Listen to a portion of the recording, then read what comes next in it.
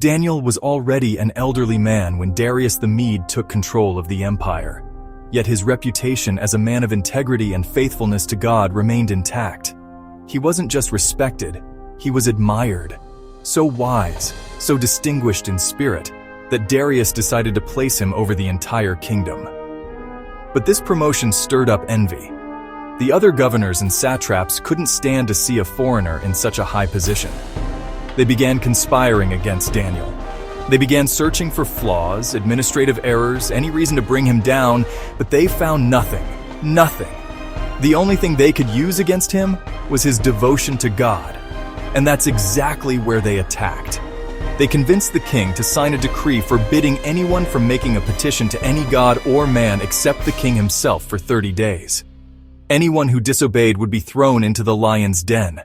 It was a trap, carefully crafted with a single target, Daniel. But Daniel did not hide. He did not negotiate his faith. When he heard about the decree, he simply continued doing what he had always done. He opened the windows of his house, knelt down, and prayed to his God 3 times a day, as was his custom. He didn't hide because his faith wasn't situational, it was conviction. And as expected, his enemies were watching. When they saw him praying, they rushed to the king with the accusation.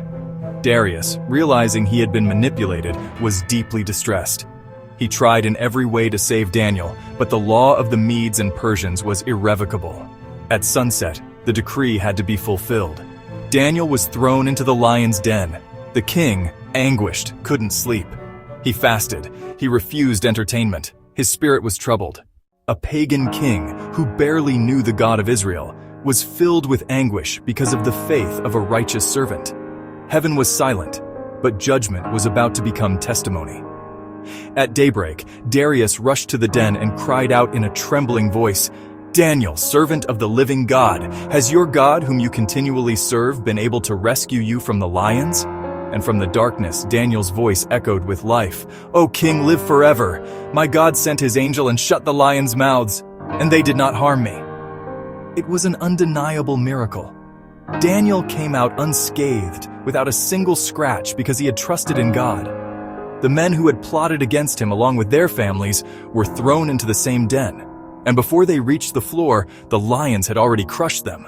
God's justice manifested with power. And in the face of all this, Darius did something extraordinary. He issued a new decree, not of vanity, but of reverence. He commanded everyone in his kingdom to fear the God of Daniel.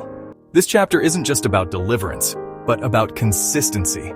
Daniel didn't become faithful on the day of the crisis. He was already faithful in ordinary days. And it's that ongoing faithfulness that sustains faith when the world's decrees rise up against heaven's principles. He didn't respond with shouting or rebellion. He simply kept praying, because he knew that the only door that truly mattered was the one that opened to heaven. And God saw, God heard, God acted, and he will act again, whenever his children remain firm, even in the face of threat. The lion's den teaches us that sometimes God doesn't deliver us from the den. He delivers us in the den. Sometimes he doesn't prevent injustice, but uses it to reveal his justice. Daniel could have hidden. He could have waited for the 30 days to pass. He could have prayed in secret, but he chose to be publicly faithful because his faith wasn't negotiable, and that confronts us. How many times do we stop praying, witnessing, or standing firm out of fear of people's reactions? How many times do we prioritize social acceptance over spiritual faithfulness? Daniel shows us that even under the threat of death, it is worth honoring God. Because when our faithfulness rises, deliverance descends.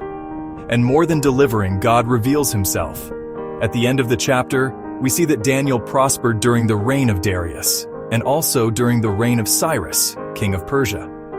This shows that God not only delivers, but sustains. May this chapter strengthen your faith, reignite your courage, and inspire you to remain firm, even if the whole world pushes you toward a den. Because the God who was with Daniel is still alive, powerful, and ready to act on behalf of those who do not bow. If this message touched your heart, like the video, share it with someone who needs to hear this word, and subscribe to the channel to follow the next chapters of this journey through the life of Daniel. See you next time.